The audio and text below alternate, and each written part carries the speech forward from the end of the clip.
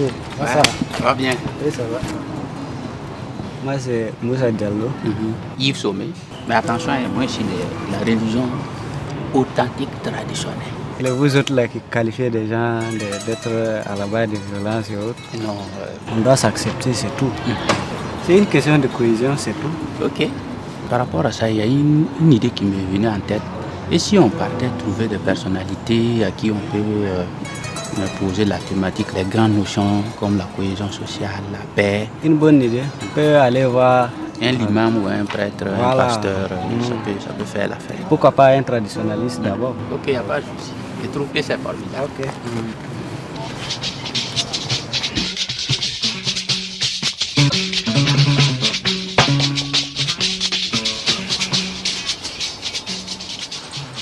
La cohésion sociale, elle est perçue coutumièrement comme ce ciment du vivre ensemble. Toutes les communautés qui interagissent, qui vivent sous le même toit, qui vivent sous le même ciel, toutes ces communautés-là agissent et travaillent ensemble. C'est la même vision, tout le monde, c'est la même construction et on avance ensemble. Le deuxième principe, c'est quoi? C'est l'interaction qu'il y a au sein des communautés. Et le troisième élément qui est fondamental, c'est le partage. Le vivre ensemble, c'est un trésor précieux. C'est un trésor précieux. Quand vous le perdez, alors il est difficile, vous mettez peut-être des centenaires pour en fait de revenir à cette étape-là. Que tu sois coutumier, que tu sois un leader religieux, que tu sois un leader social. Il faut respecter chaque religion, respecter chaque patrie, respecter, j'allais dire, ses fondamentaux qui constituent le socle de notre vivre ensemble. Quand on dit Burkindi, c'est qui Burkindi? C'est le patriote qui n'accepte pas la honte, qui est prêt à mourir pour quelque chose. Il revient à tout jeune de chercher à se faire lui-même sa propre repère. D'où je suis venu, d'où les choses et où je vais aller. C'est dans cette logique-là qu'on pourra revenir effectivement à ces liens forts-là. Le pardon également est un des éléments qui sont sacrés et précieux pour nous. Voilà. Et nous, en coutume, nous disons, il n'y a rien au-dessus du pardon. La tradition, c'est un legs précieux.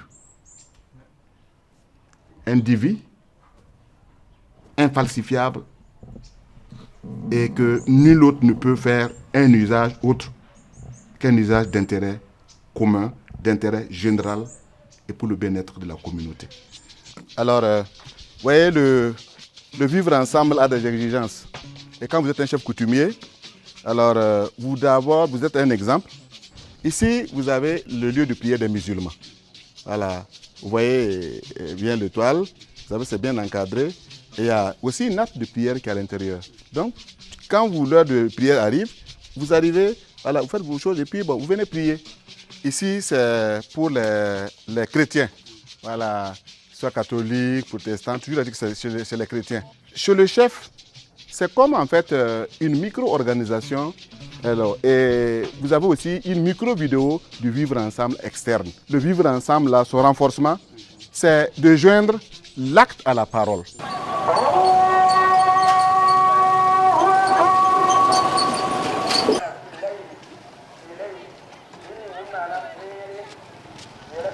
L'enseignement fondamental de la religion, c'est que nous ayons une bonne vie ici-bas et une bonne vie dans l'au-delà. C'est que nous soyons des gens qui vivons avec moralité. Le prophète sallallahu alayhi wa sallam, il a été la solution pour que les conflits qui existaient entre les Arabes, parce que ce sont des gens qui vivaient en tribu, qui ne s'entendaient jamais.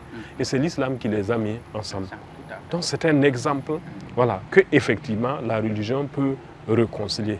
Et il y a plusieurs exemples de conflits tribaux auxquels il a mis fin, comme l'a dit notre grand maître Aboubacar Fofana de la Côte d'Ivoire. Il dit que la religion doit être un fil pour coudre le tissu social et non une lame pour le déchirer. Voilà comment arriver à faire en sorte que le discours puisse convaincre le maximum de jeunes Burkinabés actuellement, de sorte à ce qu'ils puissent se remobiliser pour pouvoir ramasser les outils de la paix et marcher avec que de glisser voilà, dans l'élan de la violence. Moi, je suis musulman. J'ai un ami, par exemple, qui est chrétien. Je sais que dans le christianisme, dans leurs valeurs, là, il y a des éléments qui m'intéressent. Comme lui aussi, il sait que dans l'islam, il y a des éléments voilà, qui l'intéressent. Et la religion doit être sociale. Voilà. Qu'est-ce que nous apportons à la construction du pays? Nous devons mutuellement nous enrichir les uns les autres de ce que chacun apporte par sa diversité. J'aurais voulu que les jeunes soient toujours comme... vous voyez, l'année où le Burkina Faso a été vice-champion d'Afrique. En 2013. Vous voyez, quand ils sont venus à l'aéroport et que les gens sont sortis pour les accueillir.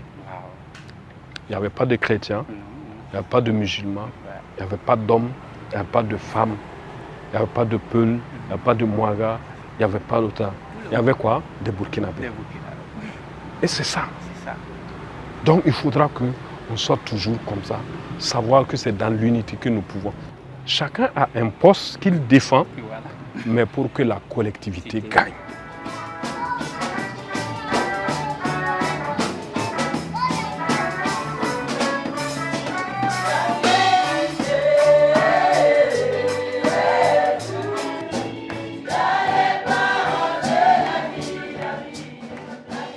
La Bible dit, aime Dieu, aime ton prochain comme toi-même. Ton prochain peut ne pas être un chrétien, ton prochain peut être un musulman, ton prochain peut être un adepte des religions traditionnelles. L'amour est vraiment capital. On doit apprendre à s'aimer. Que tu sois chrétien, que tu sois musulman, que tu sois adepte des religions traditionnelles ou autres, nous partageons le même espace, le Burkina Faso. Et à cause de cela, nous sommes tenus de faire de telle sorte que chacun puisse se sentir bien dans où il est. Il faut éviter d'exclure les gens, éviter le radicalisme. Il faut que la jeunesse soit éduquée, à prendre du recul vis-à-vis de ce qu'elle entend. Parce qu'à partir du moment où on se radicalise, eh bien, l'autre ne compte plus. Et quand c'est comme ça, le vivre ensemble devient compliqué. J'appelle à la jeunesse burkinabé, qu'on soit chrétien, qu'on soit musulman, qu'on soit adepte de religion traditionnelle, cet espace-là, le Dieu Tout-Puissant, qui nous a tous créés, a voulu qu'on se retrouve là. Quelqu'un ne s'est pas levé et a décidé, moi je vais être au Burkina. On est né là-bas et c'est notre espace. Et si c'en est ainsi, ça veut dire que nous sommes tenus de tout faire pour construire cet espace de telle sorte que chacun se retrouve. Ce pays-là, personne d'autre ne va venir le développer pour nous. Personne d'autre ne viendra dire, voilà, je vais vous apporter la paix. C'est entre nous. On a vraiment appris, hein? Et aussi les leçons et les enseignements qui ont été donnés, ça nous va droit au cœur et nous vous remercions infiniment.